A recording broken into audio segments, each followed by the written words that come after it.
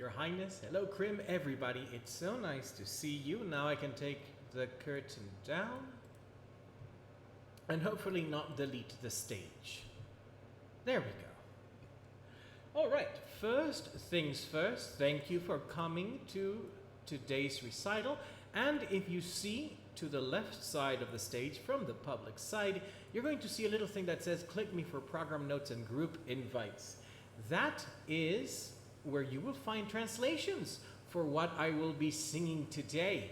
Hi Minty, I spoke with Kaisel a little bit before today's performance, and I decided that it was a good thing to include translations so that you can read along.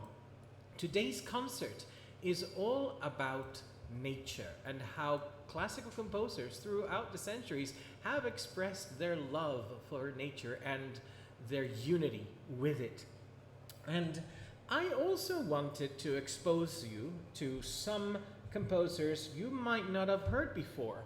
Many of them American composers. Yes, there are American classical composers. In fact, there are American classical composers alive at this very minute. Although the one I am going to start with is not alive anymore. We lost him recently, unfortunately, Mr. Lee Hoiby. So, my first selection today is Where the Music Comes From, which is a song that was written both words and music by Lee Hoiby himself. He is one of my all-time favorite American composers, and I hope you will see why. This song, Where the Music Comes From, you know Hoiby, excellent Kennigan. In this one, he talks about more or less his link with nature. That is where the music comes from, going out of cities, stepping into the earthly garden, speaking to the devas, to the trees. And so I will begin now with Where the Music Comes From, words and music by Mr. Lee Hoiby.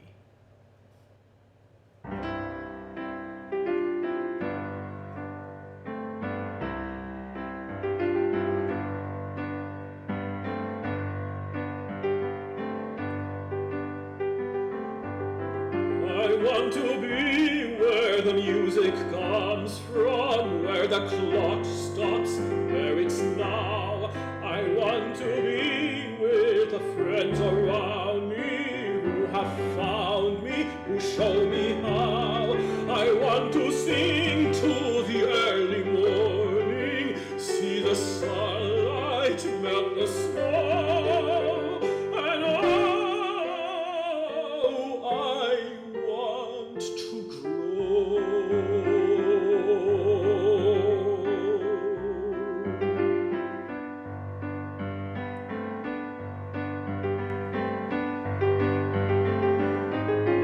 I want to wake to the living spirit here inside me where it lies. I want to listen till I can hear it, let it guide me and realize that I can go with the flow unending, that is blending, that is real. And I want to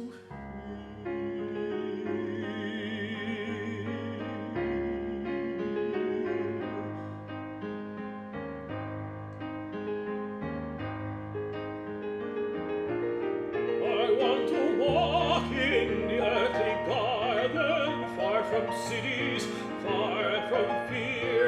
I want to talk to the growing garden, to the devas, to the deer, and to be one with the river flowing, breezes blowing, sky above.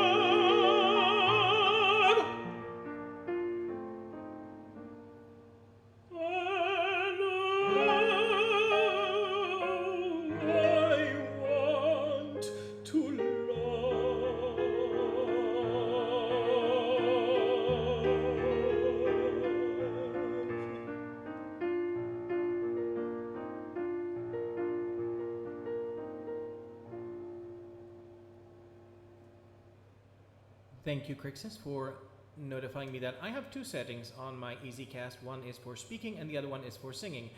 The speaking, which I'm using right now, picks up my voice quite a bit. But for singing, I have to turn things down quite a bit. Otherwise, I cause the microphone to freak out. And I forgot to flip it. Which is why throughout the first half of that song, you might have heard me distorting the microphone, and then I got the I am from Crixus that basically reminded me, oops, I did not switch to the other preset. So now moving on to yet another composer I bet you've never heard of. Well, maybe. Maybe Kennigan has. So there was a composer, an American composer in the 60s. That was his apogee, Hubbard Miller. You may not have heard of him, and there's a reason for that. Hubbard Miller was a bit of an interesting human being. He was interested in Taoism, philosophy. He also was a full-fledged cowboy and an electrical engineer, on top of being a fully trained composer.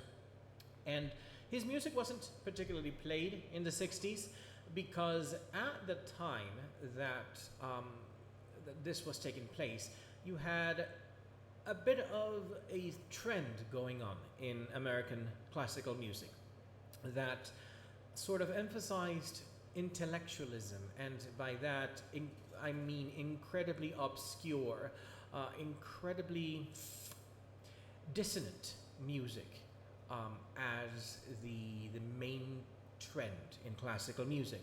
Hubbard Miller, on the other hand, rightfully so, believed that music should not be thoroughly inaccessible, and that it in fact should have certain elements that are appealing to the listener on an emotional level.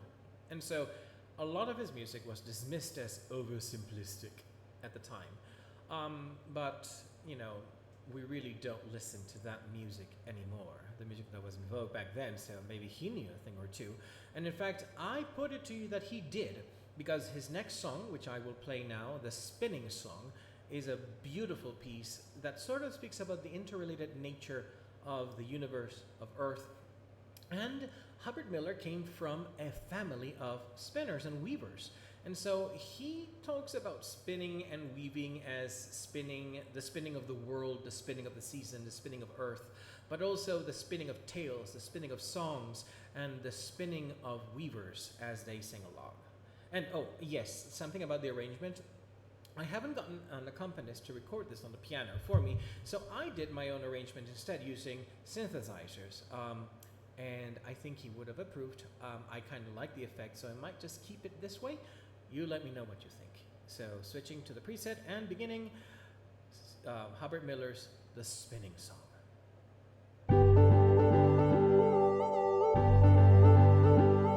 Sheep make a lamb, lamb make a skin, skin make a fur, fur make a wool, wool make a yarn, yarn make a cloth, cloth make a present for you. See the world spin, spin, spin, see the world spin, spin, spin, see the world spin.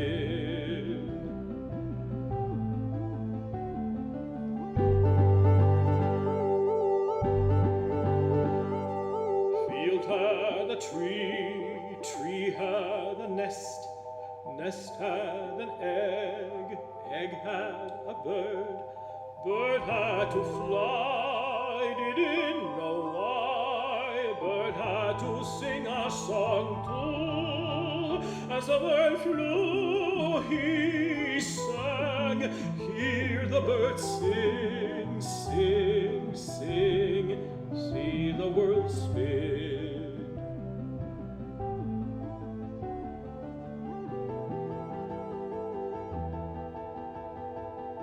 When the time comes, you are alone. Dark is the night, cold is the wind. Empty the heart, empty the soul, empty the hands, my friend. So light up the fire, put on the tea.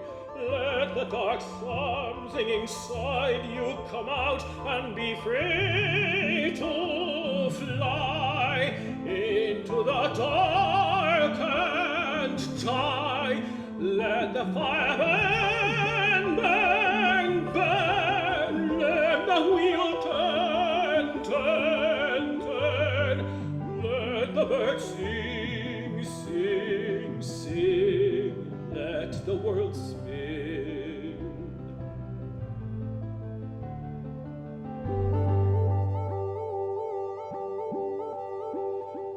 Bees make a buzz, fleas make a bite. Love turns a great many wrongs into right. Poets weave words into their song. Weavers string poets along. Let the cruel words now fly through the sharp needle's eye. Weavers and poets cry, but while their fingers fly, like the bright birds they sing, let the world spin, spin, spin, spin away.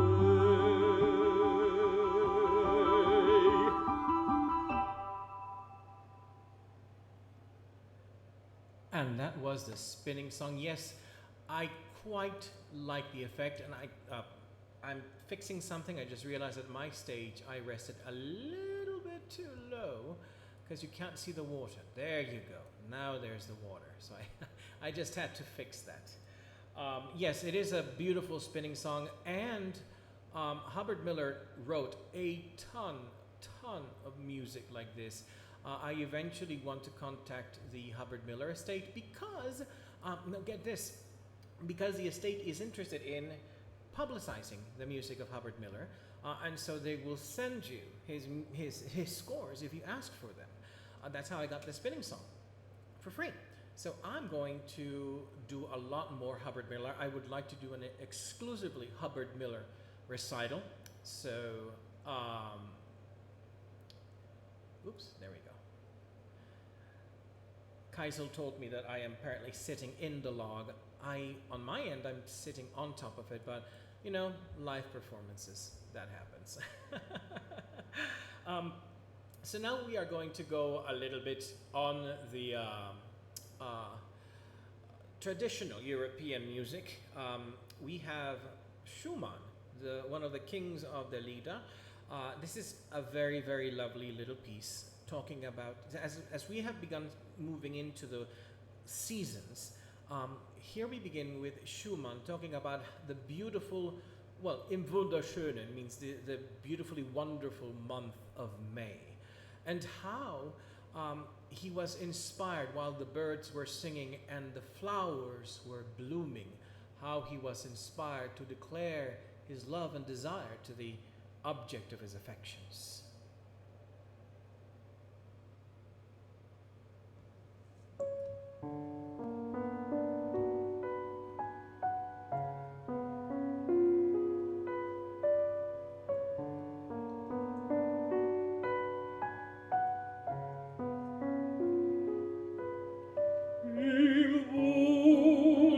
Schöne Monat Mai, alle Sonne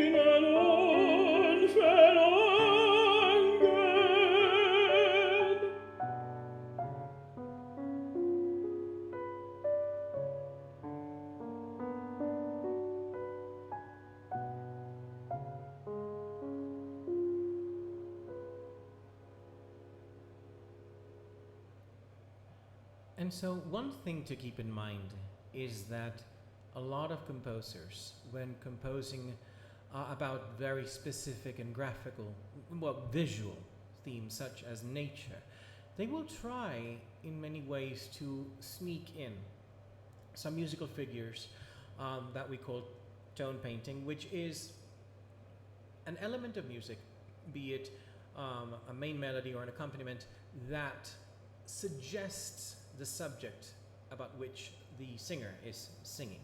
So, for example, in the Im wunderschönen Monat Mai, you had all of those nice long arpeggios. Dun, dun, dun, dun, dun, dun, dun, dun. It wasn't so much trying to paint a very definite image, but it was clearly trying to paint a bucolic, atmospheric nature scene.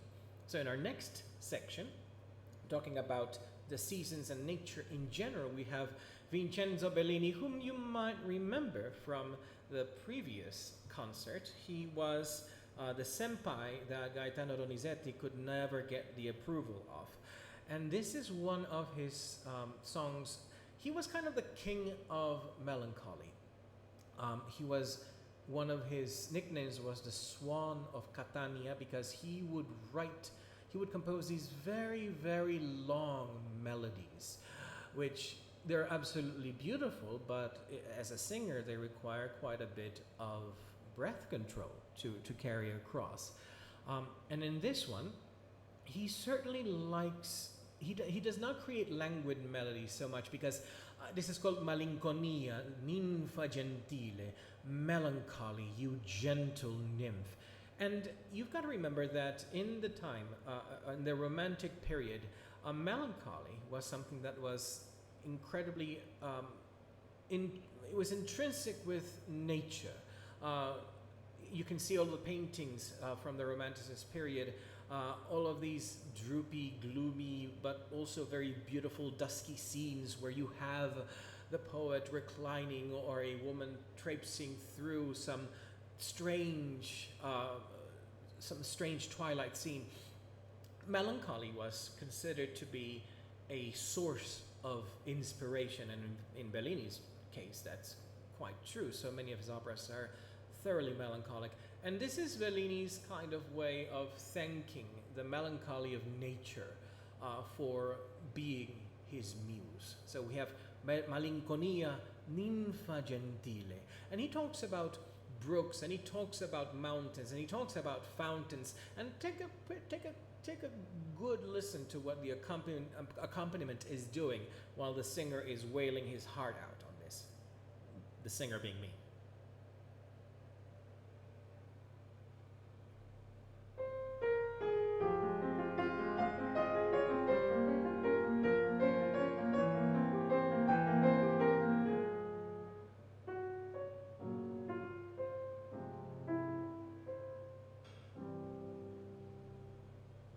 Malinconia, ninfa gentile, la vita mea consacro a te, i tuoi piaceri che tieni a vile, a piacer me innato non è, monti e colline, chiesi agli dei, modero alla fine, poco io vivrò.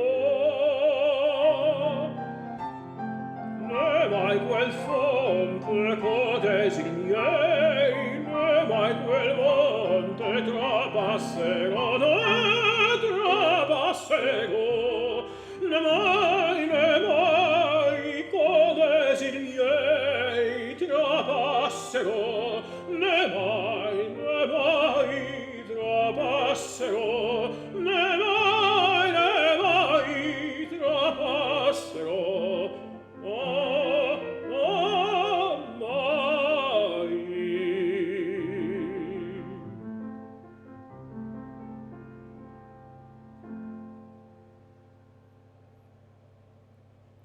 So to mention, composers love those figures, the tone painting, and illustrating running water is one of their absolute favorite things to do, which Bellini likes to do as well in that piece. Now we're gonna turn to France, because now we've sung some Italian. Let's take a look at what some French composers are doing in regards to nature.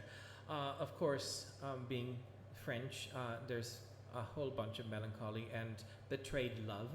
And so we have Jules Massenet, one of the kings of the operatic French world.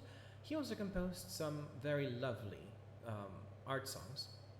Art songs, if you don't know, are pretty much isolated compositions. They're not part of an opera, they're not part of any other, they're not part of a stage work or a sacred work. They're usually just poems set to music by the composer. And in some cases, some composers really like a poet, and they set a whole bunch of their poetry to music, and so they create what is called a song cycle. This is not from a song cycle, this is just the elegy, an elegy of a poet who laments the departure of spring, but also because of his lost love, he says that it would be absolutely in vain if spring returns, because everything has withered. He's a little bit extra.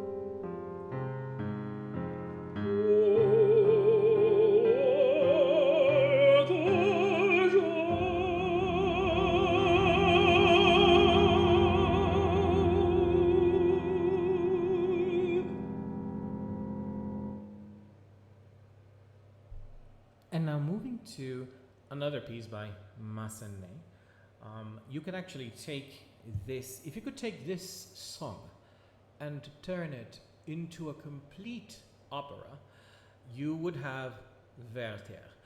Werther by Massenet is an opera that is based on the epistolary novel written by Goethe, The Sorrows of Young Werther, who is a very gloomy poet, and who basically dies of unrequited love, although he does end up shooting himself in the head in the opera. And he still lives to sing for about 30 minutes, proving that since he is a tenor, no vital organs were compromised. So this is a scene where Werther is reading poetry by another poet, Ossien, and during this reading, he realizes that the woman that he loves does in fact return his attentions, his affections, even though the romance is doomed. This is Pourquoi me réveiller, which is the famous aria from this opera. Why have you awakened me, O breeze of spring?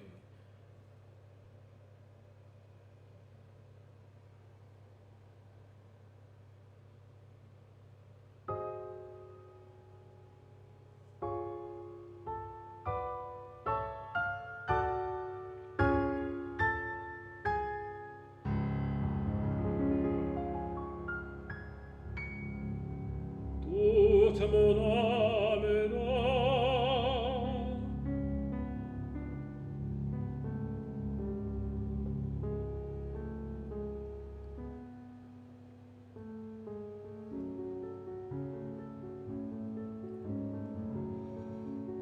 pourquoi me réveiller au souffle du printemps? Pourquoi me réveiller? Sur mon front je sens te caresse, et pourtant bien proche des orages et des tristesses. Pourquoi me réveiller?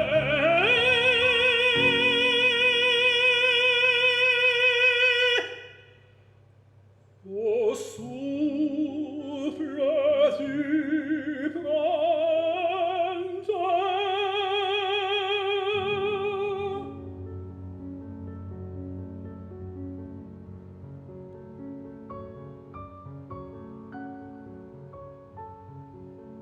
De mon allure allant viendront le voyageur, se souvenant de ma gloire première, et ces cieux vainement cherchera ma splendeur. Il ne trouvera plus que deuil et que misère. Hélas, pourquoi me réveiller?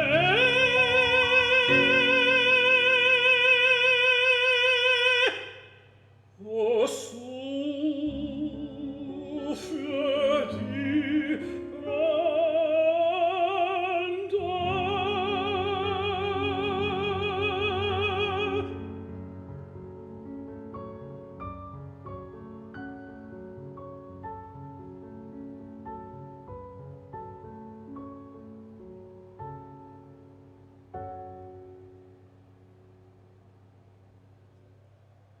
Thank you, Krim. Thank you, Kaisel. Yes, the French do love making you hold notes, although not nearly as much as the Italians. So, now we are going to talk about the birds and the trees. Well, this, what's going to come now is not, technically speaking, a classical song by some definitions, although it is a Neapolitan song. So, I have to tell you, in Naples, there's a reason why you hear so much about the Neapolitan song, like O sole mio, ma ne più sole che io bella in me, and so on and so forth. It's because Naples kind of became a very important seat for songwriting, with a very prestigious composition contest. And so many famous Neapolitan songs by classical and popular composers came from there.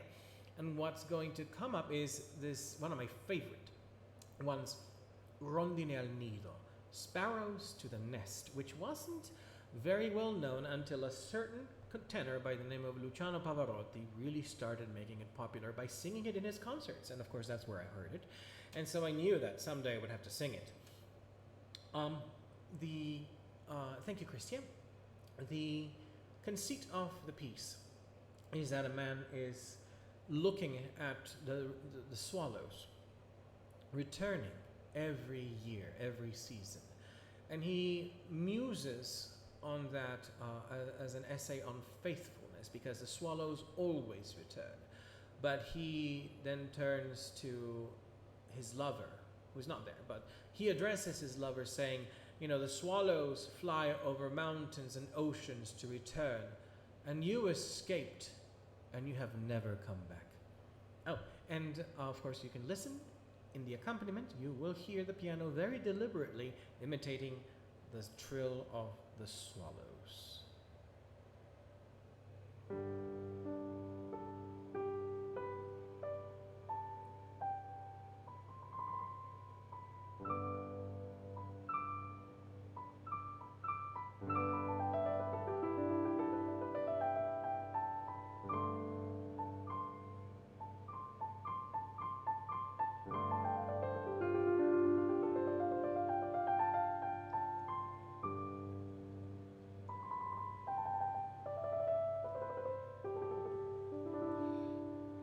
Sotto la gronda della torre antica una rondine amica allo sfociar del mandorlo è tornata. Ritorna tutti gli anni, sempre la stessa data.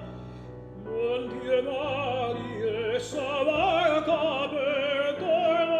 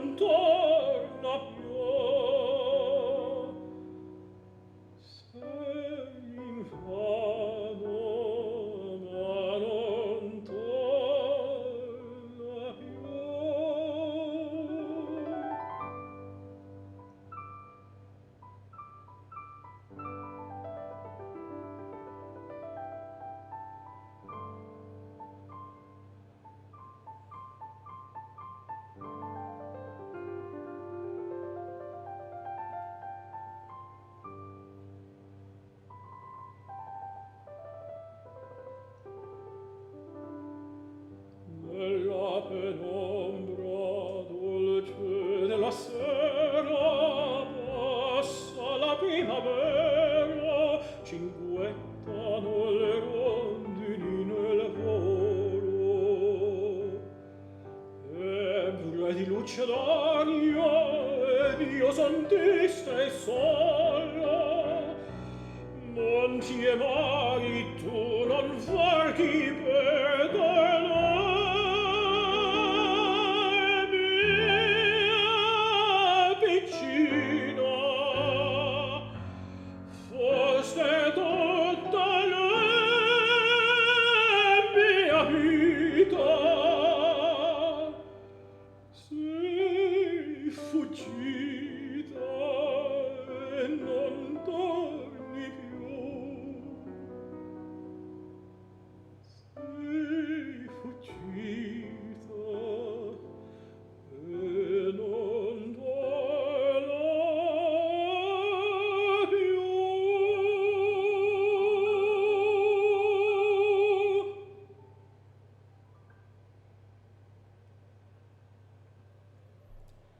And now we're going to turn to opera again.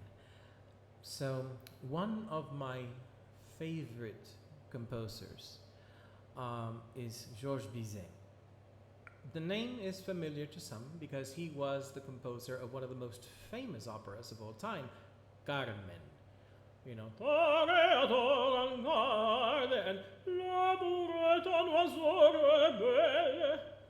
actually, at some point, I might sing Carmen in drag just because, but you know, Carmen was a failure when it first came out. It absolutely scandalized the Parisian public. Here was this woman of loose morals, swearing and smoking cigarettes and being promiscuous. Oh my God! All the pearls were clutched, of course, and people were absolutely indignant. But Bizet ended up triumphing in the end. You know, Carmen is part of the standard repertoire. Not so much one of his other operas that I absolutely adore, The Pearl Fishers, Les Pêcheurs de Perles. It is a difficult piece for the tenor, but it has the most beautiful duet ever written for two men. I would like to sing for you the Romanza, which is Nadir's aria. Let me give you a little bit of a background here.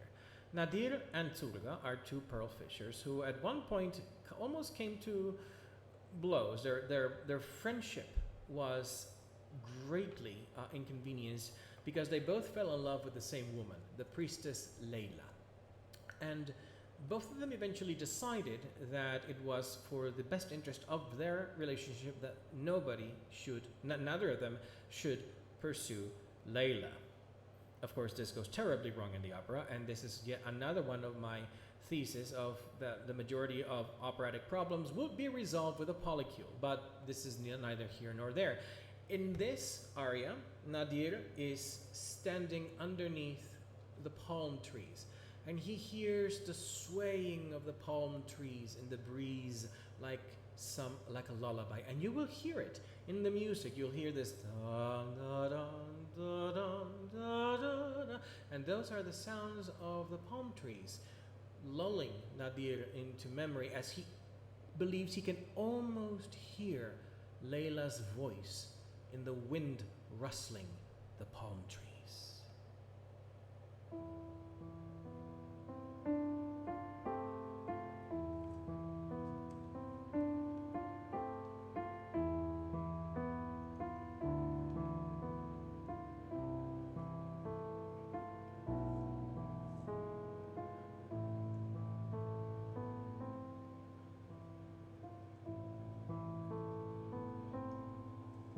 Je crois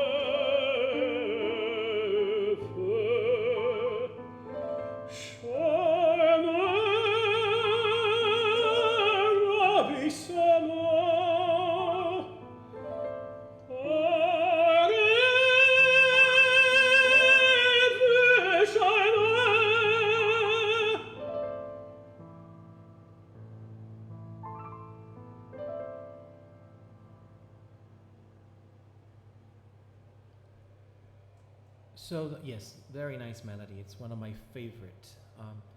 That high C at the end is completely optional, but if you're a tenor, there is no such thing as an optional high C and still maintain your pride.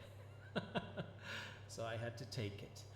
Now, we are, of course, talking about trees, and so I would like to bring another living composer to your attention. Uh, he comes from Spain, and his name is Victor Carvajo. He is a currently living composer, extremely prolific, and get this, he publishes all of his music online for free. You can go to carvajo.net and you can download all of the scores for his classical songs. He writes orchestral pieces, he writes for the piano, he writes for string ensemble, he's written choirs, he's written incidental music for theater. I think he is absolutely brilliant, and that's why there's two pieces for him of him today. This one comes from the song cycle. We know what that is. The poet Juan Ramón Jiménez wrote a cycle of poems called Ser de Ilusión y Muerte, being of illusion and death. And one of these days I'm going to do the whole thing here because it has actually a lot of natural imagery through it. This is called Las manos que son las hojas, hands that are like leaves. The poet describes the meeting and departure of people in our lives like the falling leaves from trees, and every time he says there's more leaves and there's more space in a beautiful debate of new eternities. And I will sing it now.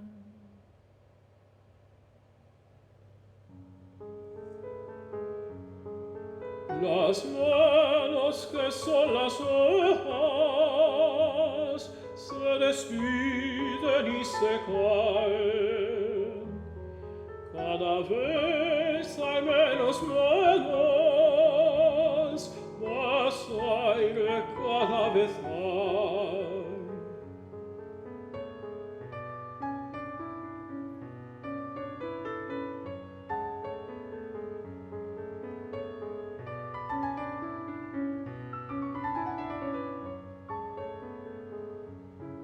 Los celestes y los grises se acomodan o se esparcen en el espacio visible que cada vez es más grande.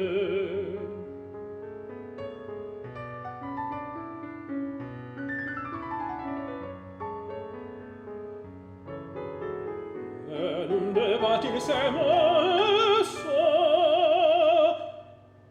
de nuevas inmensidades.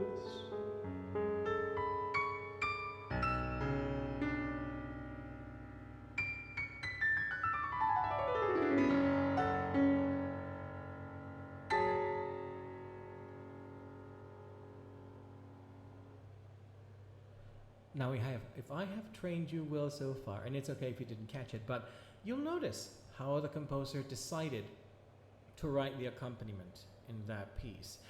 It was very much all sorts of upwards and descending scales, symbolizing the leaves falling, and then you had that wonderful little figure, blum, blum, blum, blum, as leaves kept falling and falling and falling. I thought that was so well illustrated by him. Now we're going to go back to my boy, Vincenzo Bellini.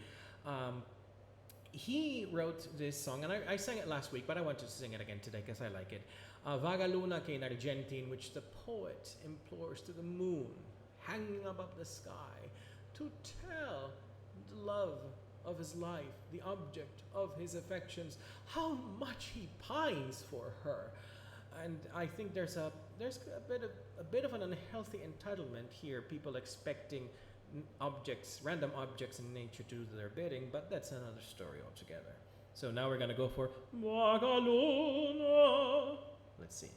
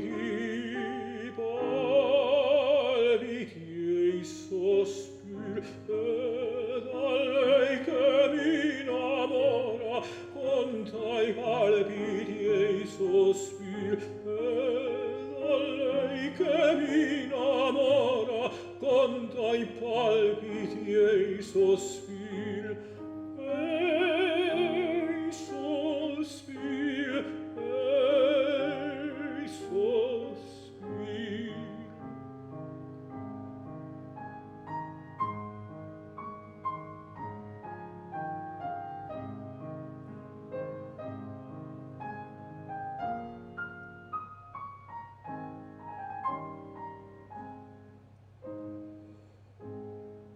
Dille burge lontananza, il mio duol non vuole venir, che se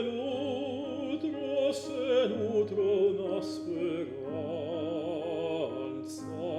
ella è sol, sì, ella è sol nell'avvenir.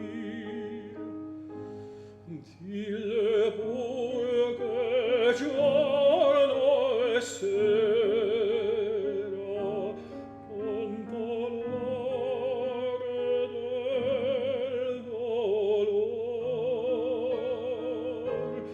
che una speme lusingera, mi conforta nell'amor, una speme lusingera, mi conforta nell'amor, una speme lusingera, mi conforta nell'amor, nell'amor, nell'amor.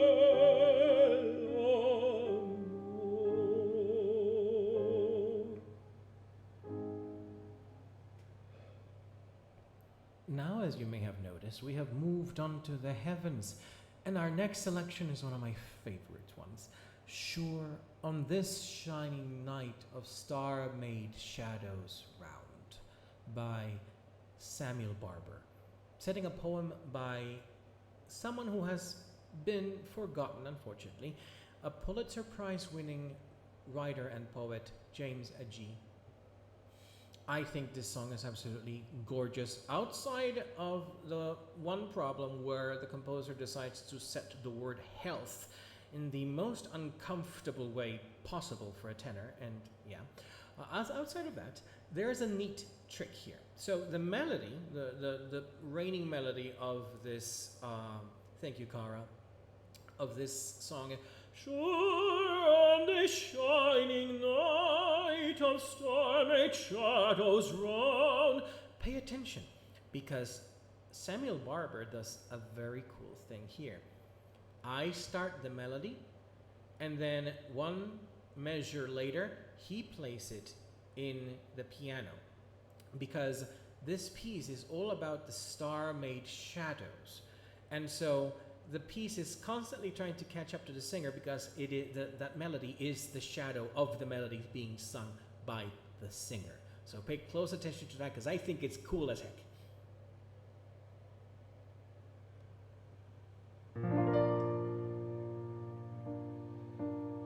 Sure on this shining night of star-made shadows round,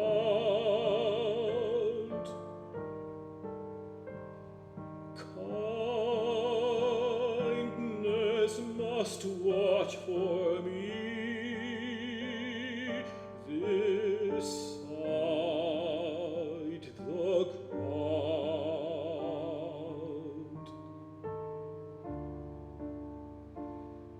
The lady lies down the earth, all is here.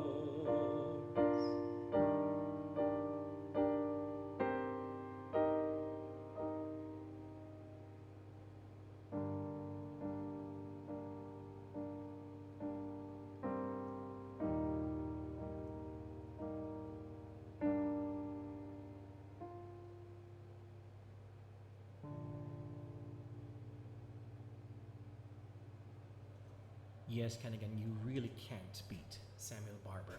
He is one of the greatest. Wasn't that lovely? The music that he wrote. Now, we are going to go into the turning point and towards the last set. See, I spoke to Kaisel last week, and he told me that, well, he asked me why more opera was not performed in translated languages. And I told him, well, there are considerations. Composers have specific sounds for this, for the voice when writing. And so, for example, in Italian, they really, really like their legato. No, it's a good thing that you asked, Kaisel. And so, for example, in the Elixir of Love, when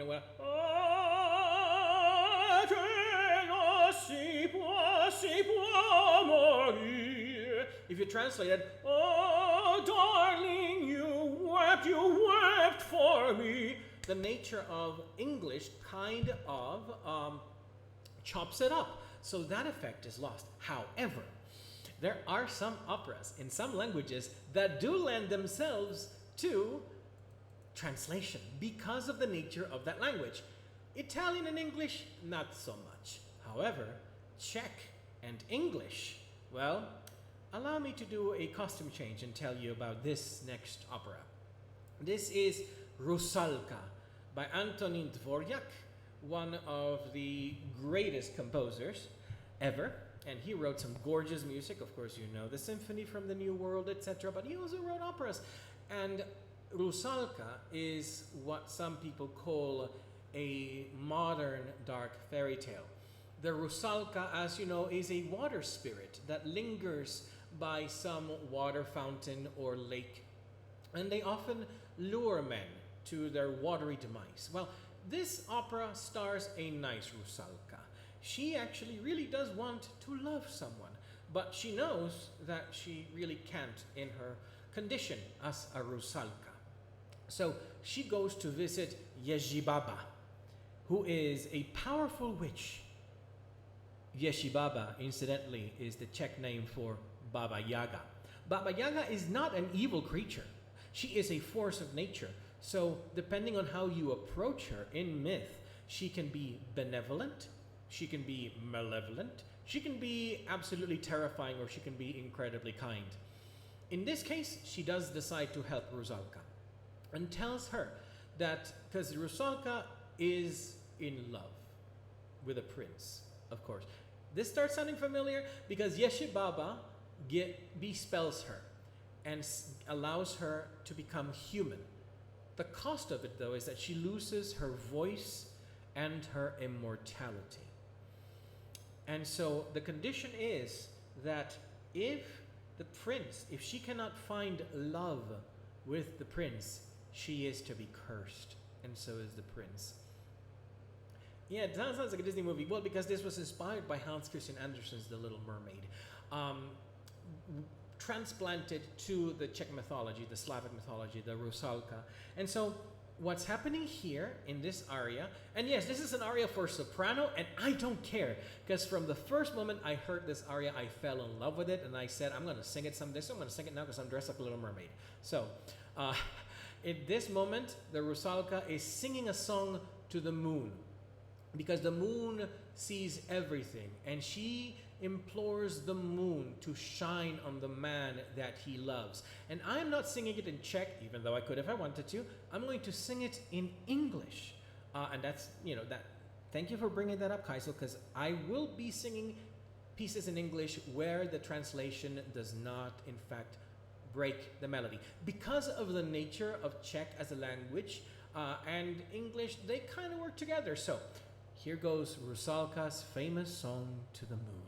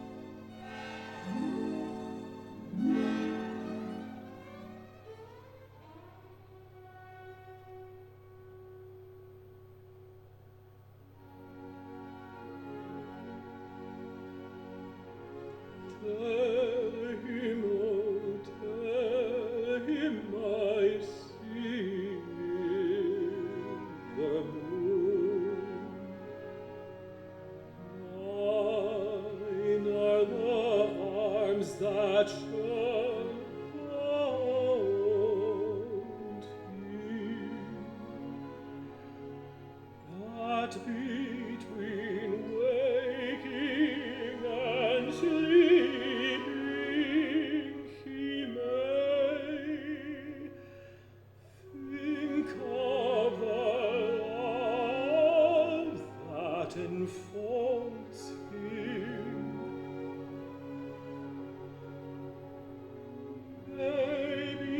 Between waking and sleeping,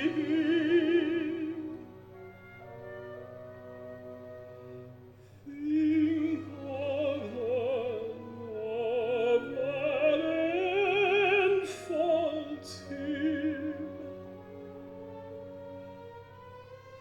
Shine on him far away, shine far away. Tell him, oh, tell him, who does for him stay. Tell him, oh, shine on him far away. Tell him, oh, tell him, who does for him stay.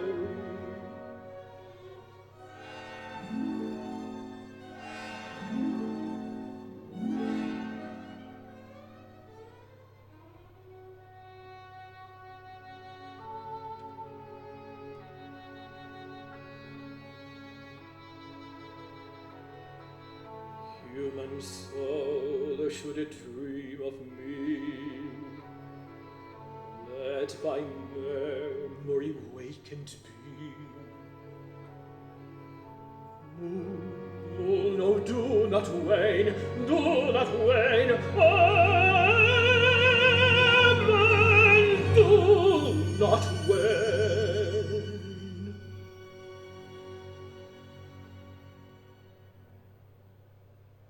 Yes, the note cards are an excellent suggestion. Now, the last two numbers before I let you go. So, we've had a Rusalka, a water spirit, singing to the moon. So now let us sing to the water. This next selection is by Sergei Rachmaninov, preeminent Russian composer.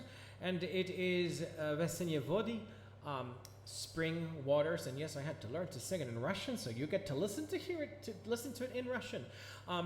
So remember how I told you how composers love to illustrate running water? Well, this song is all about the thaw of spring and all the rushing waters that cover valleys and run everywhere as the heralds of spring. You'll get to hear that in the piano, which incidentally, I take my hat off to any accompanist who plays Rachmaninoff because the man was a beast, and you'll see what I mean.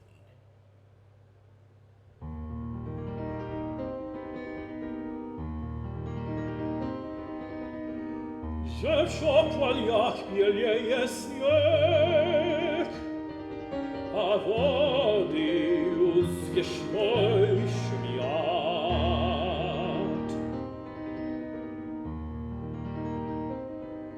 Biegł ty wody sani wiek, biegł ty bleszu ty glaciat. Glaciat wam sykace,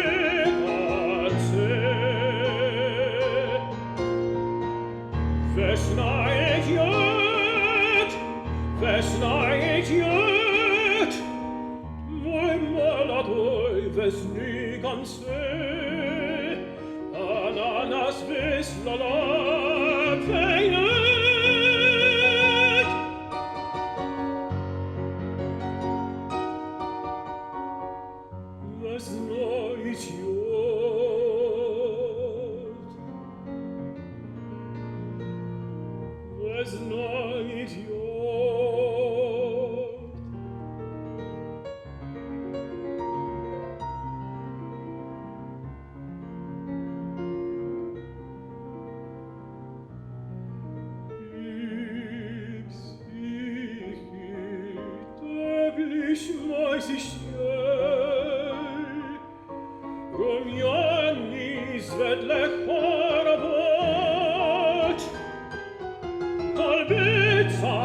avessero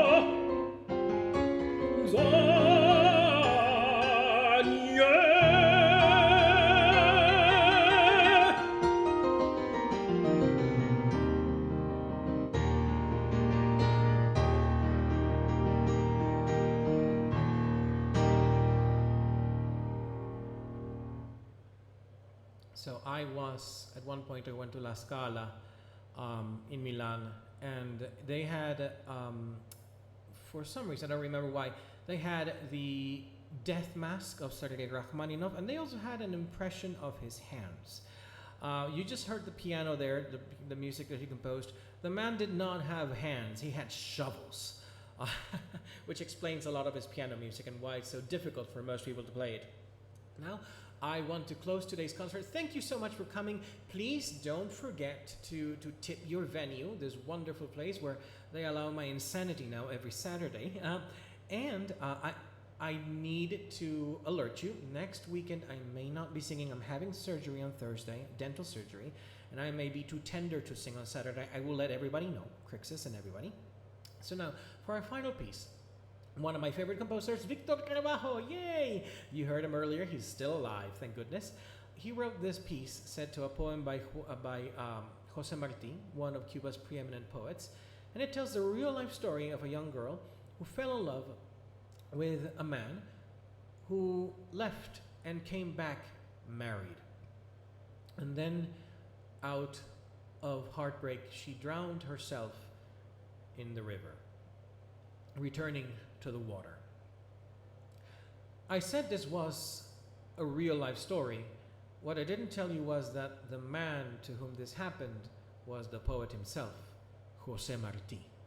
And he so wrote this poem, La Niña de Guatemala, the girl from Guatemala, as a sort of confession of his sins. And Victor Carvalho, my God, didn't he just compose the hell out of it? You'll see what I mean. This is one of my favorite pieces to sing ever.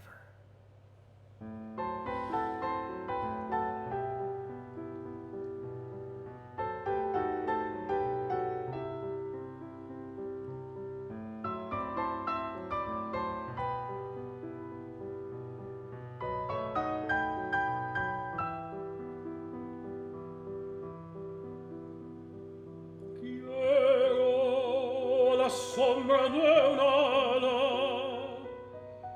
contar este cuento en flor, la niña de Guatemala, la que se murió de amor. Eran de lirios los ramos y las olas de reseda, y de jazmín la enterramos en una caja de seda. Ella dio al desarrollado un alma de ella de honor. Él volvió casado, ella se murió de amor.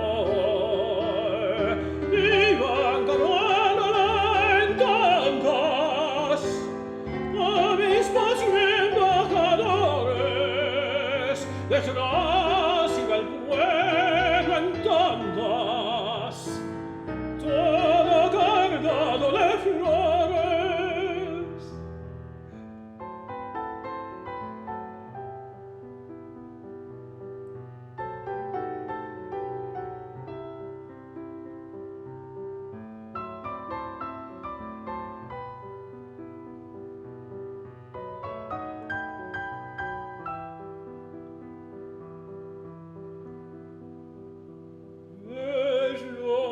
Por volverlo a ver,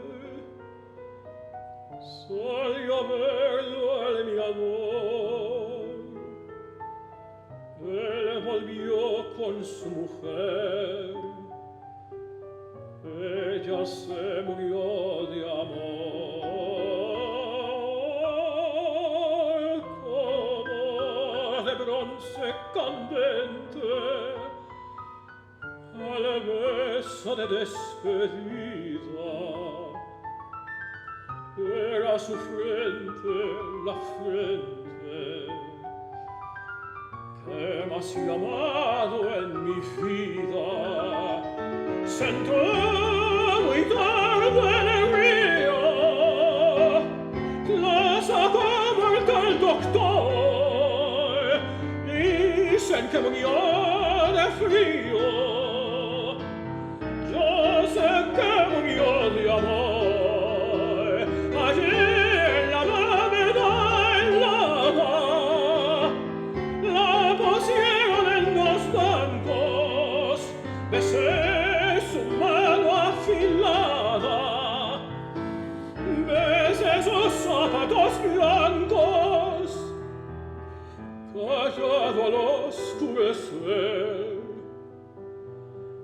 me llamó el enterrador. Nunca más he vuelto a ver a la que murió de amor.